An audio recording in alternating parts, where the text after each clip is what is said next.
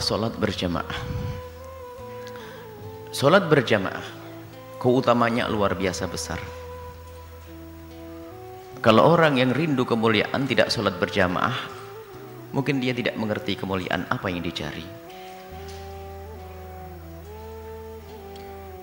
Sekali sholat jamaah yang dilakukan mendapatkan keutamaan sampai 27 kali lipat. Dan di dalam sholat berjamaah ini semacam ada jaminan akan diterima sholat kita karena bersama rombongan. Ini sholat berjamaah tentang keutamaan sholat berjamaah. Maka kita harus jujur di dalam menyampaikan tentang keutamaan sholat berjamaah, dan kita himbau orang agar bisa sholat berjamaah di masjid. Akan tapi adapun hukum harus kita juga jujur di dalam hukum. Gimana hukum sholat berjamaah di masjid, atau secara umum bagaimana hukum sholat berjamaah. Kita harus kembalikan kepada apa kata ulama. Di dalam madhab kita Imam Syafi'i, madhab Imam Syafi'i, kita punya imam madhab Imam Syafi'i mengatakan bahwasanya sholat berjamaah di masjid selain sholat Jumat, sholat berjamaah di masjid hukumnya adalah yang pertama fardu kifayah. Artinya kalau di masjid sudah ada yang melakukan sholat berjamaah, bagi yang lain tidak wajib melakukan sholat berjamaah. Pendapat lagi yang kedua dalam madhab kita Imam Syafi'i adalah sunnah muakkadah, sunnah yang sangat dikukuhkan. Baik, ini yang harus kita sampaikan hukum. Begitu juga menurut madhab yang lain seperti madhab Imam Abu Hanifah, tidak pernah mengatakan madhab Abu Hanifah bahwasanya sholat berjamaah adalah fardu ain. Madhab Malik pun juga tidak mengatakan sholat jamaah adalah fardu ain, wajib bagi orang per orang. Hanya menurut madhab Imam Ahmad ibn Hanbal saja yang mengatakan sholat berjamaah adalah wajib. Hukum harus sampaikan secara jujur. Jangan di saat kita ingin mengajak orang berjamaah lalu merubah hukum, lalu mencaci tetangga masjid, kamu tidak sholat, kamu kafir, kamu ini. Bukan begitu ajaran. Kalau anda sebagai orang yang menyeru kepada sholat berjamaah, tetap seruan adalah seruan dalam himbauan yang istimewa, dengan akhlak yang mulia, dengan ilmu. Bukan berarti kita langsung mengatakan ini tetangga masjid gak sholat, fasik, munafik. Gak ada yang demikian itu. Nah, ini harus kita jujur tentang ilmu. Bahkan kalau kita ini adalah ilmu di dalam masalah sholat berjamaah. Cuman di sisi lain bagaimana anda yang katanya rindu kemuliaan, pengen beramal banyak, sholat berjamaah sekali itu dengan sumbangan 2 miliar anda itu nggak ada apa-apanya, masih menang sholat berjamaah kok. Cuman jangan membatalkan sumbangan lalu sholat berjamaah saja. Ini baik kikir pelit nanti, salah paham lagi ini. Sholat berjamaah pahalanya besar, tapi jangan dirubah hukumnya. Dan memang seperti Imam Haddad rahimahullah ta'ala cenderung kepada mewajibkan sholat berjamaah. Tentang kisahnya akan dibakar rumah oleh Rasulullah, riwayat itu sebagian yang mengatakan adalah riwayat yang tidak bisa dijadikan hujjah karena tentang kekuatan hadis tersebut atau bertentangan dengan hadis. Biarpun hadis sahih, ternyata suatu ketika Nabi membiarkan orang tidak sholat berjamaah. Jadi kalau membaca hadis tidak boleh sepotong-sepotong, tidak, biarpun hadis ancaman itu sahih, tapi suatu ketika Nabi juga memperkenankan. Berarti di situ ada perlu ditarjih antara hadis ini, mana yang lebih dulu, tarohi maksudnya mana yang lebih dulu, maka yang lebih dulu akan dijadikan hadis yang dihapus dan seterusnya. Itu kerjaannya para ulama. Kesimpulannya para ulama mengatakan seperti itu. Di dalam madhab Imam Syafi'i adalah sunnah yang sangat dikukuhkan. Sebagian mengatakan fardu kifayah, antara dua. Kalau anda mengatakan sunnah yang sangat dikukuhkan, sholat sendiri tidak dosa. Tapi mana keimanan anda, kerinduan anda kepada pahala?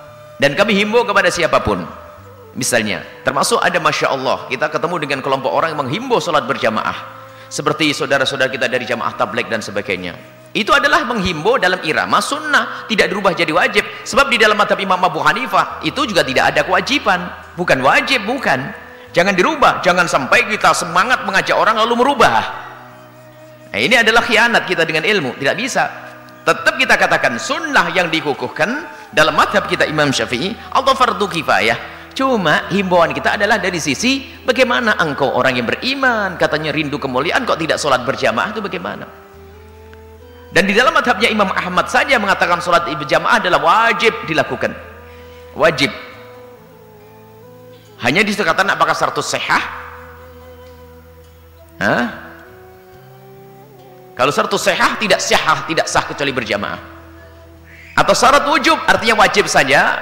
Ternyata dalam madhab Imam Ahmad sendiri yang mengatakan sholat berjamaah wajib itu ada dua pendapat. Yang pertama mengatakan itu syaratus sihhati, syarat sahnya sholat adalah berjamaah. Kalau orang tidak sholat berjamaah maka sholatnya tidak sah, harus berjamaah.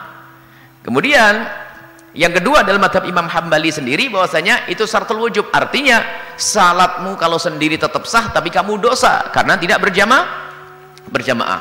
Kemudian setelah itu dibedakan apakah harus di masjid atau tidak. Ini pembahasan panjang. Anda bersemangat memakmurkan masjid, bagus, istimewa, dan hendaknya orang seperti itu, tapi tidak boleh Anda merubah hukum.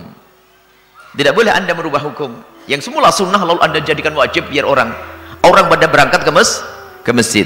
Dulu itu sudah ada contoh ahli ibadah yang masuki dunia hadis, wadda'ul hadis, pendusta hadis. Disebutkan pendusta hadis ini ceritanya begini, ngelihat orang-orang pada berpaling dari Al-Quran. Disebutkan dalam ilmu mustalah hadis, Al-Quran kok pada berpaling, orang pada tidak senang dengan Al-Quran. Akhirnya ada seseorang membuat hadis-hadis palsu tentang keutamaan Al-Quran. Dia tetap haram dan dosa di hadapan Allah. Karena apa? Berbohong atas nama Rasulullah. Hukum pun harus kita sampaikan demikian. Kecuali kita sudah berfatwa begini, saya ngikuti madhab Imam Ahmad ibn Hanbal bahwasanya sholat berjamaah adalah wajib. Ayo, wajib. La sholata fil masjid li jaril masjid, la sholata li jaril masjid illa fi masjidin. Tidak sholat, tidak ada sholat bagi tetangga masjid kalau di masjid. Para surah hadis pensyarah hadis menjelaskan la sholata kamilah, tidak ada sholat sempurna bagi tetangga masjid kecuali di dalam masjid. Bukan sholatnya batilah, bukan tidak ada sholat. Itu selain dari madhab Imam Ahmad ibn Hanbal. Kecuali Anda ikut madhab Imam Ahmad ibn Hanbal. Jadi dalam urusan ini luas. Maka Anda kalau menghimbau orang untuk sholat berjamaah tanpa harus Anda merubah hukum lalu mengatakan ini tetangga gombal nih, nah ini sudah kesombongan di hati kita karena kita sudah mentang-mentang sholat berjamaah di sop pertama, ini keluar menjadi sombong, lirik orang tetangga la sholat li jaril masjid illa fil masjid. Hafalnya hadis itu la sholat li jaril masjid illa fil masjid.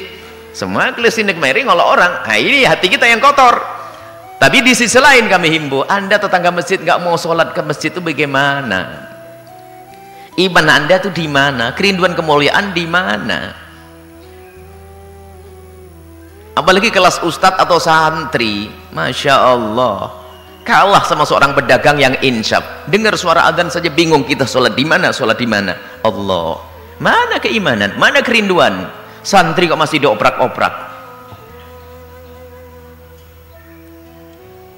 Apalagi misalnya kelas ustadz, dimanapun Anda berada misalnya, apakah tidak malu dengan ilmu yang didapat? Sholat berjamaah sebisa mungkin. Kalau memang Anda tertidur, Anda lupa, atau ini lain cerita. Akan tapi masya Allah, ini iman, ini urusannya, urusan iman. Dan kami berbangga ada sekelompok saudara-saudara kita yang menghimbau orang untuk sholat berjamaah, seperti jamaah tabligh dan sebagainya. Luar biasa, itu hebat. Menghimbau untuk orang sholat berjamaah, istimewa itu. Sebab orang pada malu sholat berjamaah. Dengan sholat berjamaah ada keberkahan di kampung tersebut.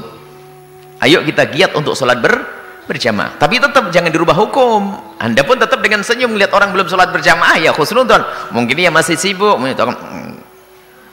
Ini sudah bermasalah.